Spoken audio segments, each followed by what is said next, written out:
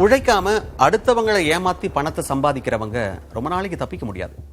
சட்டத்தோட பார்வையில ஒரு நாள் நிச்சயம் சிக்கித்தான் ஆகணும்.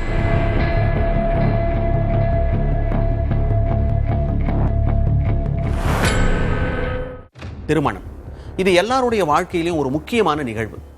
அதை நல்லபடியா அமைச்சுக்க ட்ரை பண்றவங்களை நம்ப வச்சு ஏமாத்தினா நிச்சயமா ஜெயில் தான்.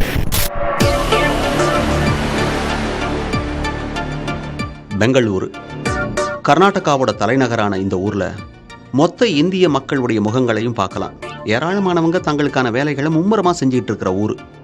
அப்படித்தான் ராஜாஜி நகர்ல நரேஷ்புரிங்கிறவரும் ஒரு வேலை பார்த்துட்டு இருந்தாரு.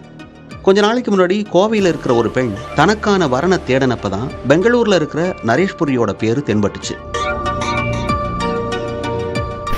மேட்ரிமோனியல்ல அவரை பத்தின டீடைல்ஸ்ல கஸ்டம்ஸ் அதிகாரினும் கல்யாணத்துக்கு எலிஜிபிள் பேச்சுலர்னும் போட்டிருந்துச்சு. உடனே அந்த கோவை பெண்ணோட ஃபேமிலி அவரை செலக்ட் பண்ணி ஃபோன்ல கான்டாக்ட் பண்ணாங்க. அதில் மேற்கொண்டு பேச பெங்களூருக்கு வாங்கன்னு நரேஷ்புரி அவங்களுக்கு அழைப்பு விடுத்தார். அழைப்பை ஏற்றுக்கிட்டு பெங்களூருக்கு ரயிலில் புறப்பட்ட ஃபேமிலியை ஸ்டேஷனில் நேரில் வந்து கூட்டிகிட்டு போகிறதா சொல்லியிருக்காரு. ஸோ ரொம்ப நல்லவராக இருப்பார், மரியாதை தெரிஞ்சவராக இருக்கிறாரு அப்படின்னு பெண்ணோட ஃபேமிலி மனசுக்குள்ளேயே பாராட்டியிருக்காங்க. பெங்களூரு ரயில்வே ஸ்டேஷனில் இறங்கினதும் கோவை ஃபேமிலி நரேஷ்புரிக்கு ஃபோன் செஞ்சப்போ தனக்கு அவசரமான வேலை இருக்கிறதால தன்னோட சித்தப்பாவை அனுப்பி வைக்கிறதா சொல்லியிருக்காரு.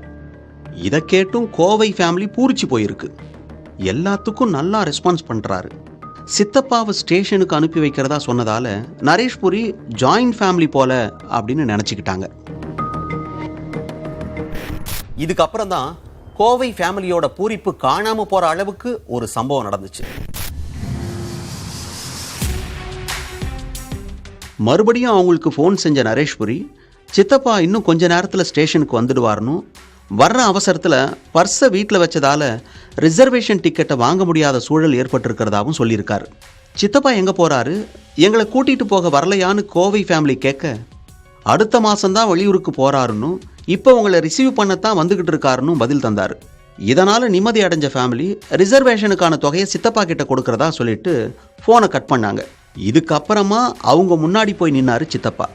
வயசும் 45க்கு மேலே இருக்கிற மாதிரி தெரிஞ்சதால நரேஷ்புரியோட சித்தப்பா இவருதான்னு அந்த ஃபேமிலி நம்பிட்டாங்க.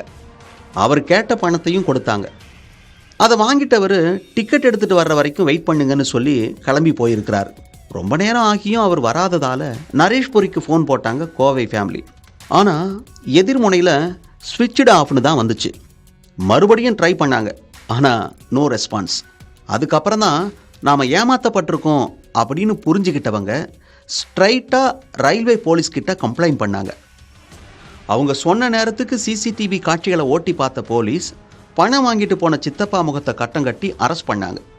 அவர்கிட்ட நடத்தின விசாரணையில் தான் சித்தப்பா இல்லைன்னு, கோவை ஃபேமிலி கிட்ட ஃபோன் பேசின நரேஷ்புரியே நான் தான்னு சொல்லி அதிர வச்சிருக்காரு.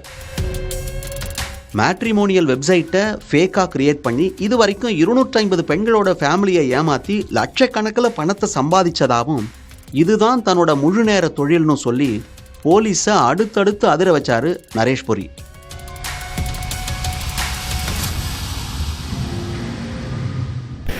பெங்களூர்ல இருந்துகிட்டு நாடு முழுக்க வரன் தேடுறவங்களை நரேஷ்புரி ஏமாத்தி இருக்கிறது ஒவ்வொன்றா வெளியே வர ஆரம்பிச்சிருக்கு.